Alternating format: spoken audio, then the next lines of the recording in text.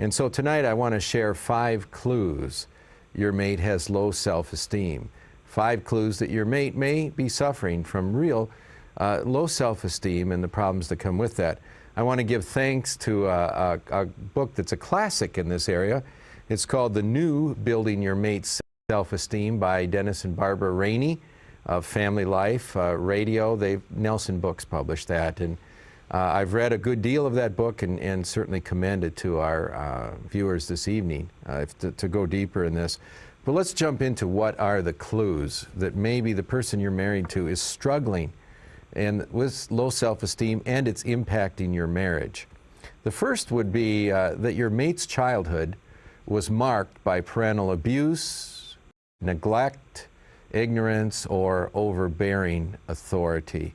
In other words, if the life story of the person you're married to was that their parents emotionally abused them, physically abused them, sexually abused them, heaven forbid, or maybe paid no attention to them, abandoned them essentially, or on the other hand were so controlling and so overbearing that they crushed their will early on, their spirit. Well, in that case, you can just pretty well bet that your spouse has developed a very low self-esteem. If my parents didn't value me, who else on earth would? And they bring that same attitude into marriage. You can tell me you love me, but I don't really believe you because I've never actually felt loved my whole life. I've always felt something was wrong with me. So if they have a life story that reads that way, you don't even have to guess if they're dealing with low self-esteem. It's probably a certainty. Clue number 2, your mate fears opening up, being real, and being vulnerable with you and others. They're a person that are very emotionally guarded, that they really don't take any risks in really letting you see their heart. They let you get to a certain level in intimacy, but that's where it always ends in terms of really getting to know the other person. And that's a clue, again, that self-esteem is an issue here. What's going on? There's this feeling like if I really shared who I was, you won't like me for it. I'll get rejected the way I always was. Sure. So I'll keep my secrets to myself, including my dreams, my fears, the things that I want to do most. It's a very sad way to live. I was thinking that very thought when you said that. What a sad thing that with your spouse you can't share those hopes and dreams and those deeper parts. Well, I think, again, it may go back to the fact that growing up that was never welcomed, or maybe you did venture to say what you really thought or felt and it got slapped down, and you just learned early on, don't get hurt, keep your mouth shut. Third clue is that your mate gets discouraged easily. If someone just gives up, it seems like just right after they've started, or the smallest frustration or obstacle or criticism just completely deflates their balloon. If it just takes the wind out of their sails, chances are they have a very low self-esteem again.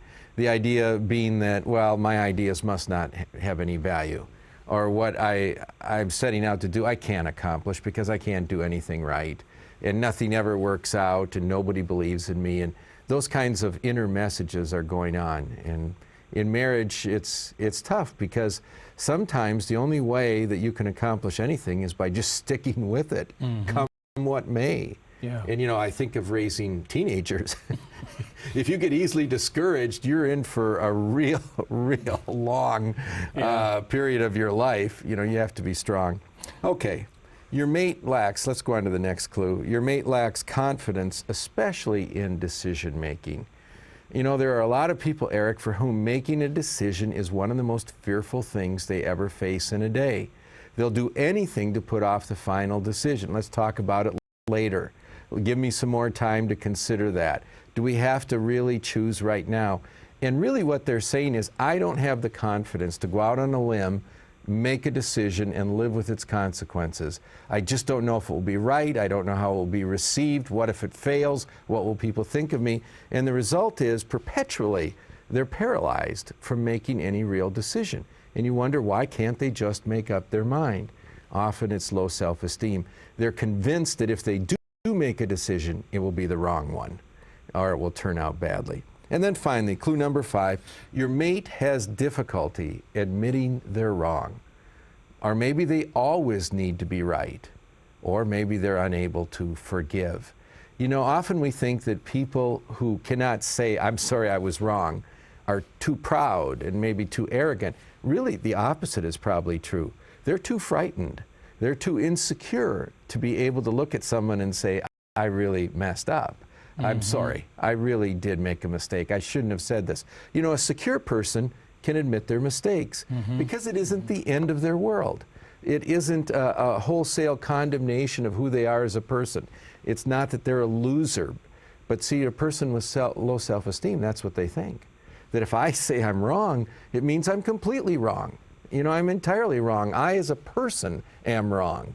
And so you may get very frustrated living with them. Why can't they just say, I'm sorry, it was the wrong thing to do, and move on?